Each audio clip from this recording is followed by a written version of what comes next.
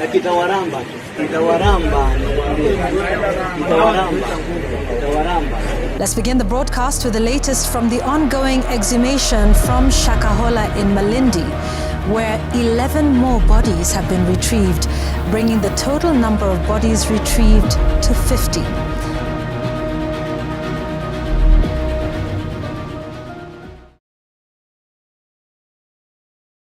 Hi guys, McKenzie. I hope you guys are good.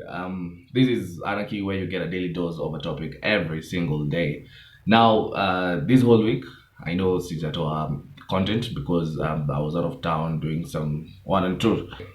For the past 1 week, that has been the major news on Kenyan media about the Shakahola, yes, Shakahola massacre.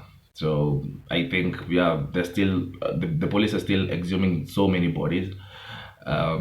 It's really crazy. So there's this guy called Mr. Paul McKenzie, Pastor Paul McKenzie, from that is Kilifi County, and say amekuwa akilid like a cult where he tells his congregants to fast to death so that they can see Jesus. And bro, it's been rather crazy. So Pastor McKenzie is from the Good News International Church. Yeah, that is what he calls his church. And a lot of people have been having opinions about everything about, oh, we should be regulating these things, we should be regulating churches, we should be regulating pastors, and just religion basically. Of course, Christianity has been having a lot of these news, okay, compared to other kinds of religion, maybe compared to Islam and Hindu. So, and a lot of people do not act like we acting like we are so into this, like we are so concerned about this. Well, I personally, I wouldn't, just to be honest, I wouldn't care less about what really happened. In truth sense, 3 days before, I never knew of a Pastor McKenzie. I never heard of a cult where people were starving to death in order to see Jesus. So honestly, I wouldn't care less whether these people are dying or what. So we are out here now. We are a very reactive. We are a very reactive population, let's say, especially as a Kenya. Even the government, we are very, very reactive. I mean, this is a story that has been there. This guy has been caught before. This guy never sentenced though, never sentenced, but he has been caught before. Okay, then he was set free. So if anything, kuna like over 200 people who are still missing. Okay, and I don't know, I think by now the death toll is 100, over 100 now. Have indicated we have 5 more, so that brings us to 103. We've not had any rescue today, but the search is ongoing. And of course, there is the idea that there'll be more and more and more. But in all sense, I wouldn't care less. Let me just be honest. I wouldn't care less about what happened to these guys. I never knew them. I don't know anyone personally who has been there, who has died from starving to death in order to again see Jesus. But of course, it goes to show that actually fala ni wewe na mimi.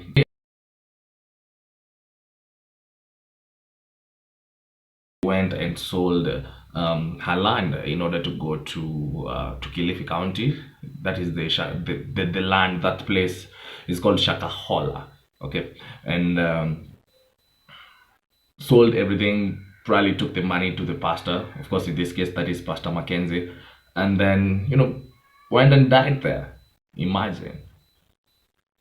So if someone, as I can say, woke like Betty, who was working in an airline, went and died, I don't know what to say. What about the common folk? Called Kilifi County compared to other counties in Kenya, you'd say that is a poorer country. I think it's like bottom 10 of out of the 47 counties in terms of poverty.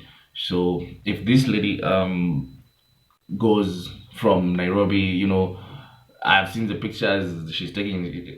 She has an iPhone. I don't know if that's a huge thing. Yeah, but so that's the whole idea. So you can get that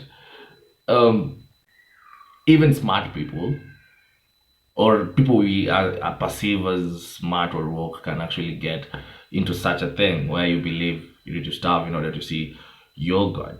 So the government was a bit slow in coming out to either condemn, that's their job either way. They were a bit slow to come and condemn the deaths and the whole thing that was happening at Kilifi. Okay, yeah, but that was yesterday. That was 2 days ago. This is what our very religious president, Mr. Ruto, said. Mr. McKenzie of the Shakahola cult, who pretends and postures as a pastor when in fact he is a terrible criminal. Terrorists use religion to advance their heinous acts. People like Mr. McKenzie are using religion to do the exact same thing. Now also people like Mr. Kidure Kindiki has been out there. He's the minister for cabinet secretary rather for internal affairs. So of course he's a major thing in this whole story. So of course they've gone out to condemn. Mackenzie is now in police custody. Yeah, we're just waiting to see how that goes. Okay, either way, how I say it, Mr. McKenzie is not really at fault here. Listen to me. This is what religious and politicians do. They prey on the hopelessness of people. Okay, Mr. McKenzie, I believe Mr. McKenzie is not stupid. He's not stupid to actually believe what he teaches, because if people have been dying, I saw him. He looks perfectly healthy. So unless he was lying to these people and they actually blindly believed him that he was really fasting just like the other guys.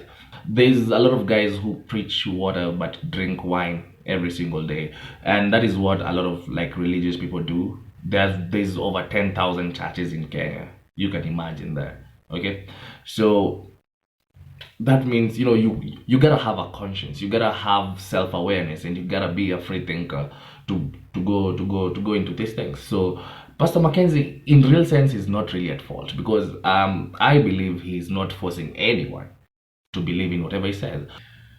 So Karl Marx once said that religion is the opium of the people, and I actually believe that. Opium is that thing that makes people happy, or it just keeps you in another trance where you forget reality. Okay, so the reality is we have a life to live right now. Okay, so we have to make the best of what we have right now. I've never been of the idea that let's suffer right now so that we can live a better life after death. Yeah, so this phrase that Karl Marx said that religion is the opium of the people really got me interested, and I just wanted to check something. I wanted to check the most irreligious countries in the world and how they fare against Kenya, which is of course a deeply religious nation. So when I went and checked, I was so perturbed by what I saw, and I think I'd love to share the data that I have with you. This is the list of the top 10 countries with the highest percentage of atheists, with China at 91%, Japan at 87%, Sweden at 78%, Czech Republic at 76%, United Kingdom at 73%, Belgium at 72%, Estonia as well, Norway at 70%, Australia at 69%, and finally Denmark at 68%. So I decided to single out UK, for example. So the religious, how we can say how atheist is UK, and we saw they are at 73%. And I thought that religion and poverty goes two ways, or is it one way? I don't know. Kenya is obviously a third country. You and I know that. So I just decided to compare UK and Kenya. And what did I say?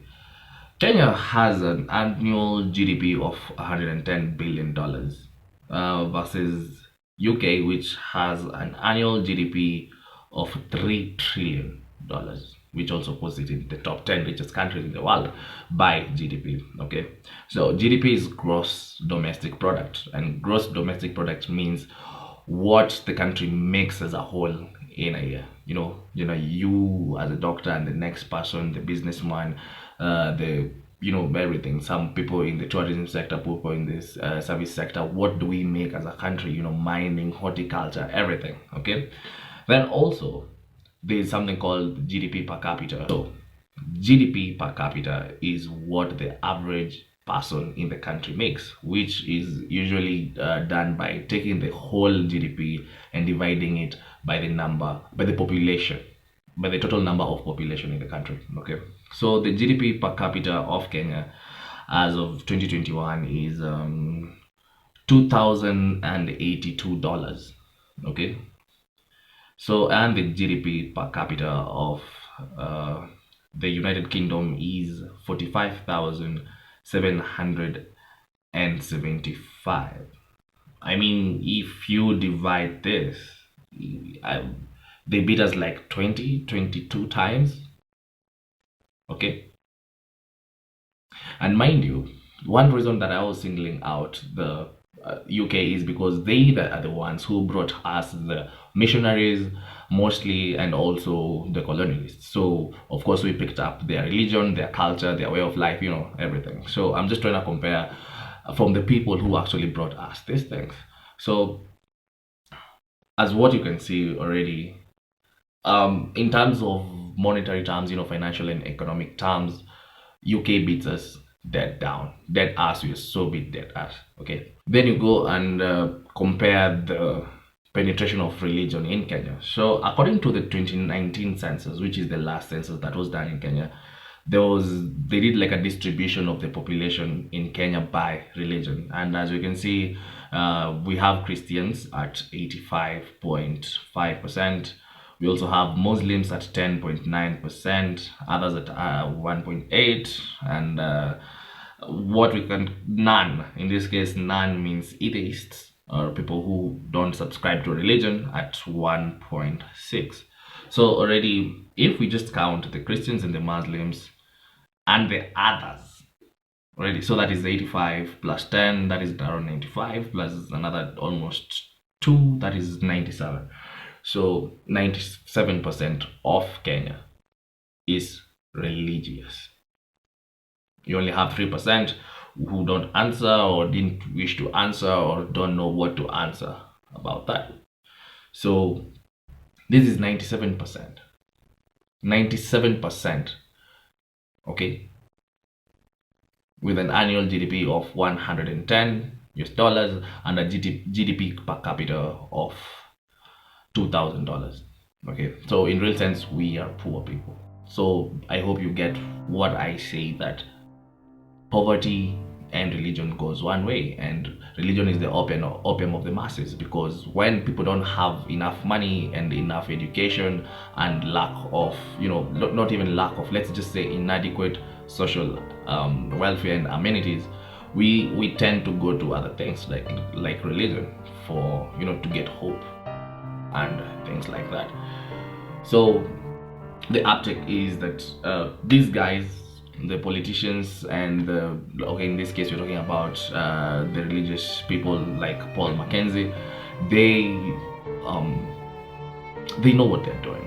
Okay, they know what they're doing. They know that a lot of our population is still super superstitious about these things, and a lot of people don't know the actual knowledge about these things. Not so many people really take the time to read their religious texts, like Qurans for the Muslims and the Bible for the Christians.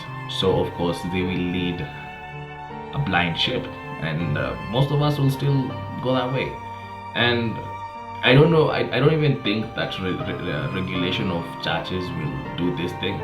It all goes down to how well we educate our population, how well we uproot our general population from poverty, maybe to the middle class and everything. At least then people would be able to make more conscious choices. So the conclusion is that, yeah, Pastor McKenzie is not a Mushenzi. He knows what he is doing. But only you and I can help the next person not to go into that deep hole. See you in the next video.